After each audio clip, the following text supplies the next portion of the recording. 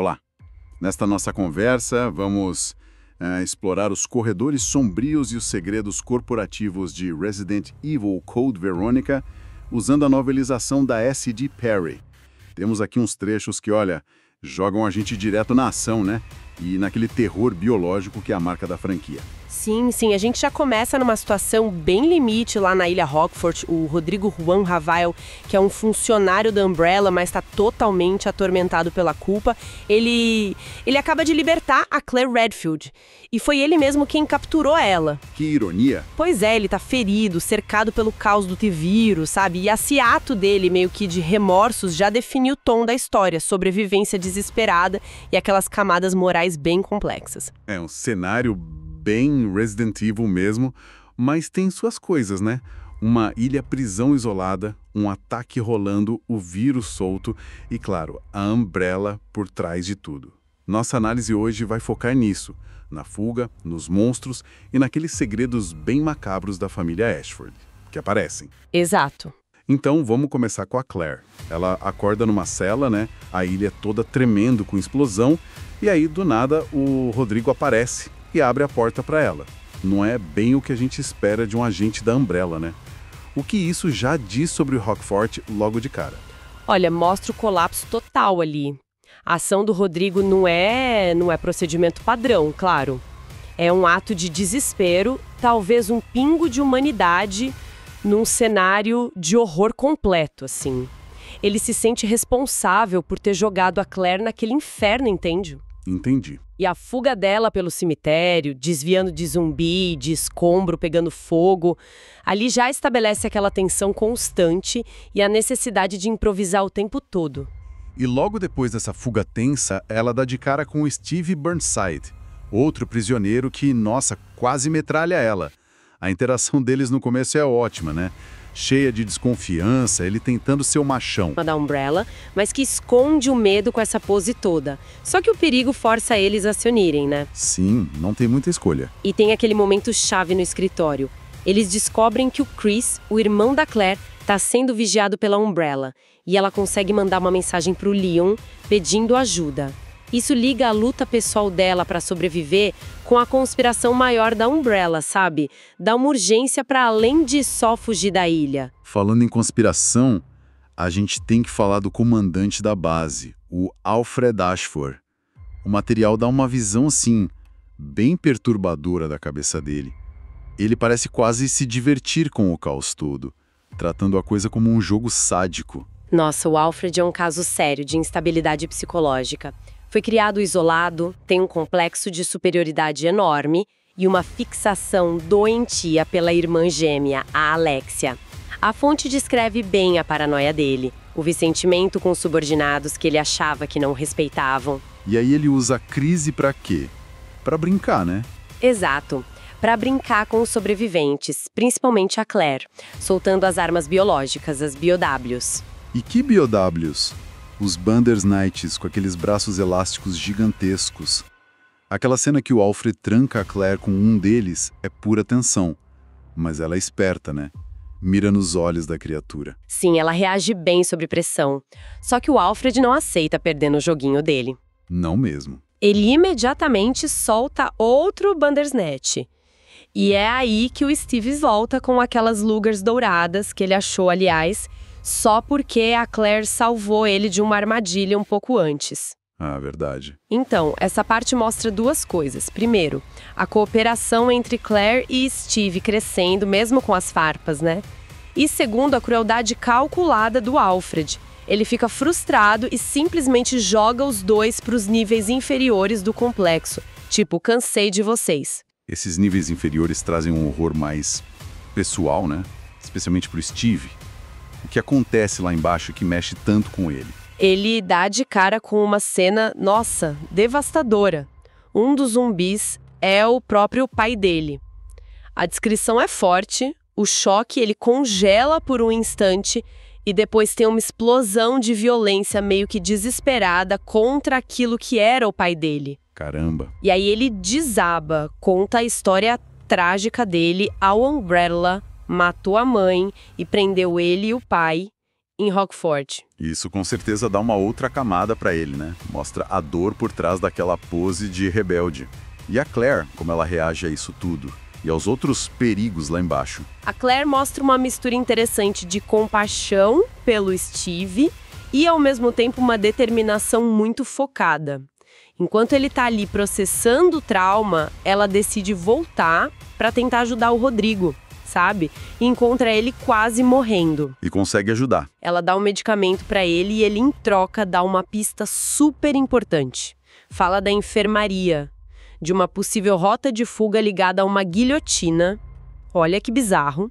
E menciona segredos da família Ashford. Essa troca acaba sendo crucial para eles conseguirem sair dali. Enquanto isso está rolando na ilha, lá do outro lado do mundo, o Chris Redfield recebe a mensagem da Claire e decide ir atrás dela. Essa parte da história aumenta a tensão, né? Saber que ele tá vindo, mas, assim, totalmente sem noção do que realmente está acontecendo em Rockford depois na Antártida, cria uma camada extra de suspense, sabe? Ele age no impulso, pela preocupação com a irmã, mesmo contra os conselhos dos outros. Voltando para Claire e para o Steve. A pista do Rodrigo leva eles para um lugar ainda mais estranho, né? A tal residência particular dos Ashford. O que eles encontram lá dentro? Usando as luggers douradas como chave, olha que detalhe de jogo, eles entram num lugar que é descrito como gótico, opressor, cheio de bonecas sinistras. É um reflexo direto da mente perturbada do Alfred e daquela obsessão dele pela Alexia. E é lá que vem a grande virada. Exatamente.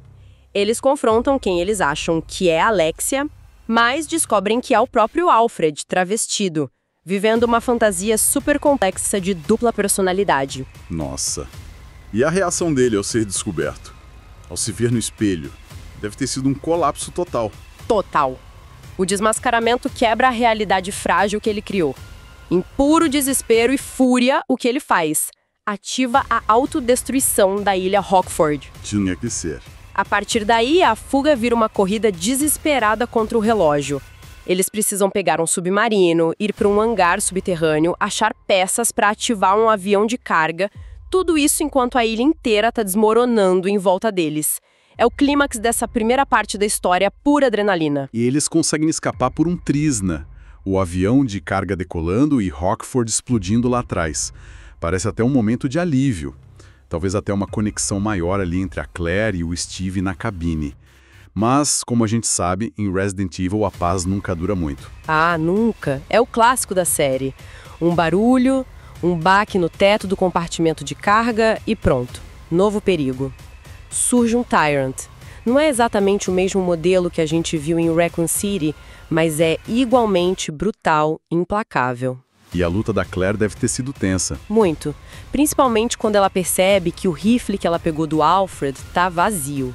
A solução dela de usar a plataforma de carga para ejetar o monstro em pleno voo mostra de novo como ela pensa rápido sob pressão extrema. É genial. Mal se recuperam disso e o Alfred, o próprio, reaparece.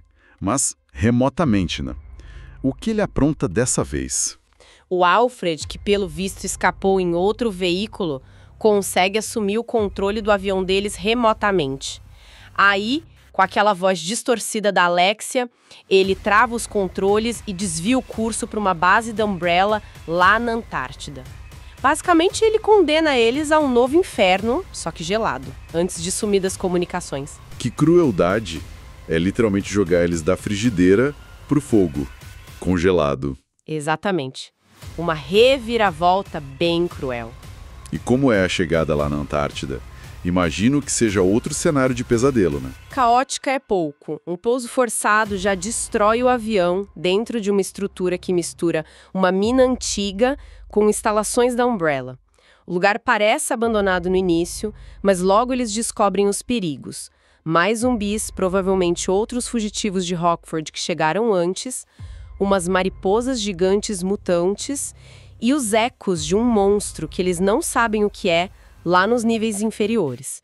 A esperança deles está nos mapas que indicam uma saída por um túnel de mineração. É nesse cenário gelado, então, que eles finalmente têm o confronto final com o Alfred Ashford. Sim, perto dessa área de mineração, o Alfred arma uma emboscada para eles, Mas aí, numa ação meio coordenada, a Claire distrai ele e o Steve ataca.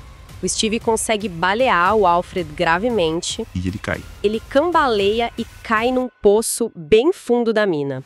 E o interessante é que, quando ele cai, eles ouvem de novo aquele grito da criatura misteriosa lá de baixo, como se tivesse algo esperando por ele. Arrepiante. E essa criatura misteriosa? Quem ou o que é, afinal? Logo depois a gente descobre. É o Nosferatu. E a identidade por trás daquele monstro todo é o Alexander Ashford, o pai do Alfred e da Alexia. Ele foi a primeira cobaia dos experimentos da Alexia com o vírus T. Veronica e ficou naquela forma horrenda preso ali por 15 anos. 15 anos. Que horror. Pois é. E a fuga da Claire e do Steve desse nível, usando uma escavadeira gigante que derrete gelo para abrir caminho, é outra sequência de ação bem criativa e desesperada. Eles finalmente conseguem chegar na superfície, num heliporto. Mas o perigo segue eles, imagino. O que acontece com o Nosferatu? O Nosferatu emerge e ataca eles lá no heliporto. O Steve, num ato que mistura coragem com talvez uma tentativa de impressionar a Claire, tenta enfrentar ele sozinho. E acaba sendo arremessado com violência para fora da plataforma. Desaparece na nevasca. Nossa! E a Claire? A Claire, achando que ele morreu, assume a luta. E ela consegue. Derrota a criatura que era cega, com um tiro certeiro no coração exposto. Ufa! Mas e o Steve? Aí vem o alívio momentâneo. Ela encontra o Steve vivo pendurado na estrutura metálica lá embaixo. Só que esse alívio dura pouco, porque a narrativa corta para Rockford e introduz o Albert Wesker. Ah, o Wesker. Sempre ele. Ele mesmo. Não só sobreviveu ao incidente da mansão, como agora está trabalhando para uma organização rival da Umbrella, buscando justamente o T. Veronica. Ele encontra o Chris Redfield, que também chegou na ilha destruída, mostra os poderes sobre-humanos, resultado da própria infecção viral dele, e revela para o Chris que a Claire tá na Antártida. Antes de ir para lá também, claro. A escala do conflito aumenta muito aí. Então, enquanto o Wesker e o Chris estão indo para a Antártida, a verdadeira ameaça finalmente desperta lá. Exatamente.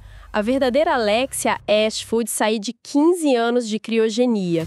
E diferente do pai, ela conseguiu se adaptar lentamente ao T. Veronica. Ela ganhou controle sobre o vírus e adquiriu poderes impressionantes. Pirocinese, controle sobre matéria orgânica, ela basicamente molda o ambiente em volta dela. E não demora para capturar a Claire e o Steve. Então o Chris chega bem na hora H, imagino. Como esse confronto final? O Chris é guiado pela própria Alexia, de um jeito bem sinistro. Até uma réplica da mansão Spencer, olha isso, escondida dentro da base antártica. Lá, ele encontra a Claire presa. Ele consegue libertar ela, mas a reunião é interrompida. Pelo quê? Pelo Steve, agora horrivelmente mutado pela Alexia. É um momento muito trágico.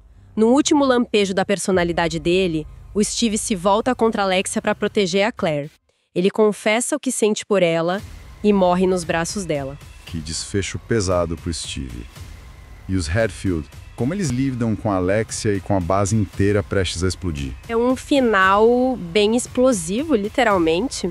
Usando uma chave que a Claire achou e o código Verônica, eles ativam a autodestruição da base. O Chris enfrenta a Alexia, que passa por várias mutações monstruosas, virando quase uma rainha inseto gigante. Ele finalmente derrota ela com uma arma especial de energia que encontram lá, e os irmãos escapam num jato enquanto tudo na Antártida vai pelos ares. Que jornada, hein? Code Verônica entrega mesmo uma montanha-russa de horror de sobrevivência, aquela intriga corporativa clássica, e essa tragédia familiar dos Ashford que é profundamente perturbadora. A Claire e o Chris sobrevivem, mas com cicatrizes, né? Especialmente a perda do Steve para Claire. Com certeza. E o final deixa muito claro. Apesar dos Ashfords terem sido eliminados e duas bases importantes da Umbrella irem para o espaço, a ameaça está longe de acabar. A Umbrella ainda existe de outras formas, e agora tem o Albert Wesker turbinado e agindo por interesses próprios ou de outra entidade aí, representando um perigo talvez ainda maior, mais imprevisível. A luta dos Redfield claramente vai continuar. E isso deixa a gente pensando, né? Com esses vírus se espalhando e figuras sombrias como o Wesker ganhando poder, o que será que vem pela frente? A queda de uma família ou a destruição de uma base parecem ser só batalhas numa guerra bem maior pela sobrevivência do mundo todo. É uma boa reflexão. E com essa reflexão a gente conclui nossa análise desta parte da saga Resident Evil Code Verônica. Esperamos que esta exploração tenha sido tão envolvente para quem está ouvindo quanto foi para nós. Até a próxima! Resumindo o mundo.